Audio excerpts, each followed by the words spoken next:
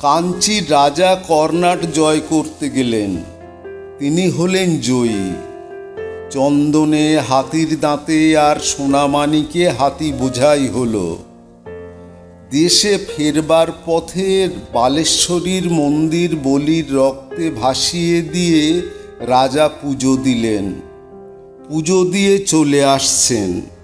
গায়ে রক্তবস্ত্র, গলায় জবার মালা, কপালে রক্তচন্দনের তিলক, সঙ্গে কেবল মন্ত্রী আর বিদূষক। এক জায়গায় দেখলেন পথের ধারে আমবাগানে ছেলেরা খেলা করছে। রাজা তাঁর দুই সঙ্গীকে বললেন, দেখে আসি ওরা কি খেলছে।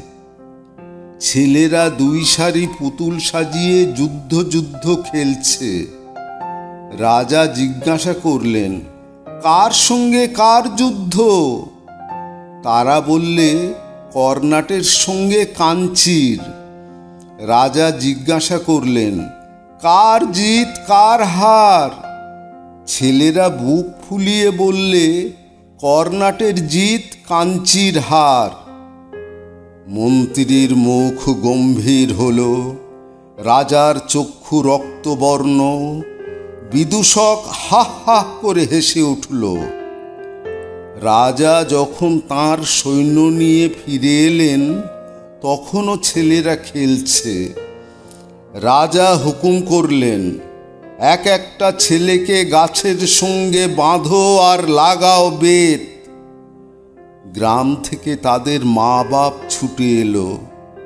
বললে, ওরা অবোধ, ওরা খেলা করছিল, ওদের মাপ করো।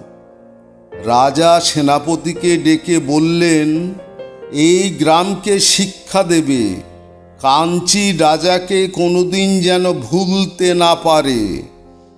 এই বলে শিবিরে চলে গেলেন। সন্ধেবেলায় সেনাপতি রাজার সম্মুখে এসে দাঁড়ালো। প্রণাম করে বললে, মহারাজ, শৃগাল কুকুর ছাড়া এ গ্রামে কারো মুখের শব্দ শুনতে পাবেন না। মন্ত্রী বললে, মহারাজের মান রক্ষা হলো। পুরোহিত বললে, বিশ্বেশ্বরী মহারাজের সহায়। বিদূষক বললে, মহারাজ, এবার আমাকে বিদায় দিন। রাজা বললেন, কেন? বিদূষক বললে, আমি মারতেও পারি নে, কাটতেও পারি নে। বিধাতার প্রসাদে আমি কেবল হাসতে পারি।